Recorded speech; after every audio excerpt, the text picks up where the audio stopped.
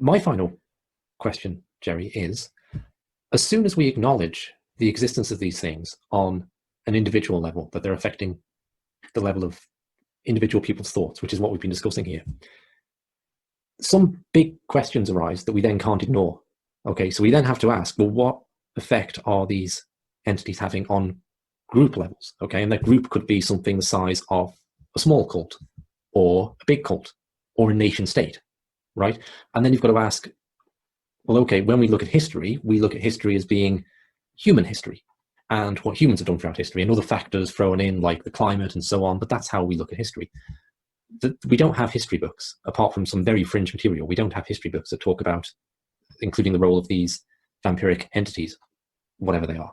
So you started off mentioning right at the start, the Kennedy assassination, okay?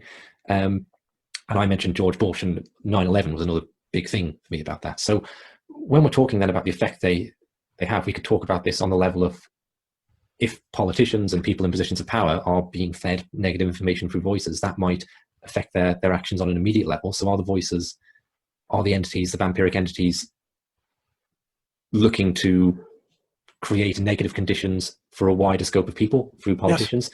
Yes. And if we ask that question, well, look, they're in a world that we're not. So is where, humanity, we don't really plan things 100 years ahead. Sometimes people have big ideological movements that play out over maybe a century, okay, like big imperial projects like the British Empire or something, or so on.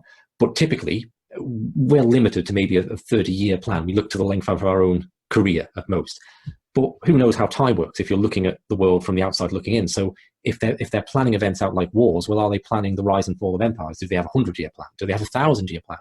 And these questions suddenly become unavoidable, I think. And I wonder, I appreciate that it's an impossible question to perhaps answer, but what are your thoughts on these entities and a longer-term plan for humanity? Well, what has to be kept in mind is that these things want to keep the hog trough full. They want to generate, they want an unending stream of negative emotional energy on which to feed.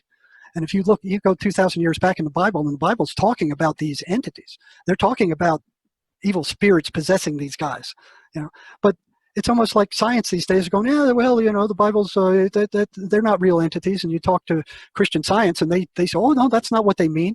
It's almost like they're writing that part out. It's half the equation. There's good spirits. And you can communicate with good spirits, and they communicate back by serendipity, things that happen.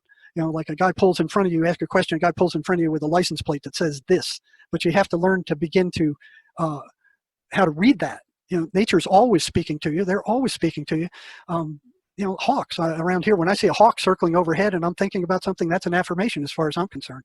But these things don't care about the human race except as a feeding trough. And you look at what's happening, the wars, the constant wars throughout human history, wars and more wars, cruelty, wars. You look at now, it's the same thing. They want to keep that feeding trough going. They want an unending supply of negative emotional energy. And the information like we're talking about here is a very big threat to them. Matter of fact, I'm surprised that the electronics hasn't gone out yet, because almost every other lecture I've done, something happened with the electronics to interfere. Either the sound would go out or we'd lose contact. This is the first one I've had in a long time where the electronics hasn't. Let's not count chickens. We're not there. Something weird, But yeah, that's the bottom line. They could care less. We are cows to them, and that's all we are to them. And did you, again, I appreciate I'm asking probably impossible questions, but it's just an interesting way to round off. You mentioned that you had some communication with an active Satanist, right? Which I've never met anyone like that. I have communication with who? A Satanist in the prison, someone who was an active Satanist. Oh, I just pulled him in, for one meeting, and that's all I wanted to talk to him for. So do you get, if I'm thinking about people who have spoken about entities influencing the world, they'll also write about it being a two-way street. Okay, that certain elite leaders are not just unconsciously being influenced, but are in conscious connection with, in what we could call some kind of Satanism, or like they're in their positions of power because they've promised to do a certain work for these vampiric beings, the Archons, and that's why they're moved into them. Do you have any sense of that? Or? Yeah, you look at the three things that these things attack people on. Greed, lust, and fear. Mm-hmm. Those are the three things. So these guys in the central banks, all three of those, greed and lust for sure. And preachers,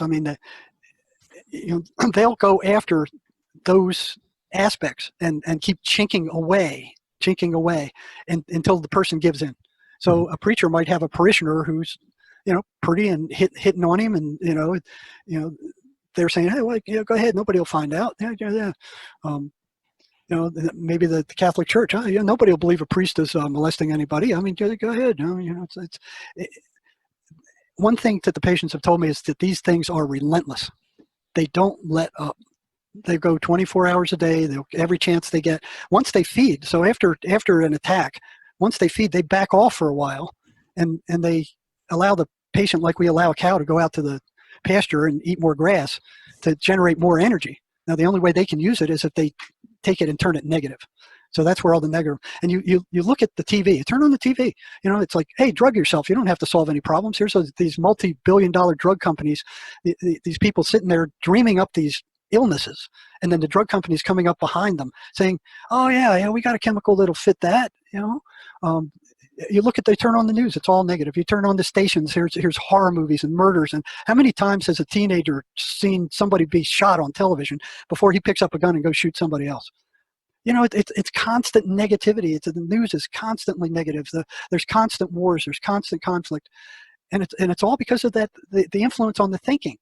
If you could get to the point where those thoughts are not yours, you're the consciousness. You're the awareness behind those thoughts. And that's a wall that stops you from understanding that you're just pure consciousness.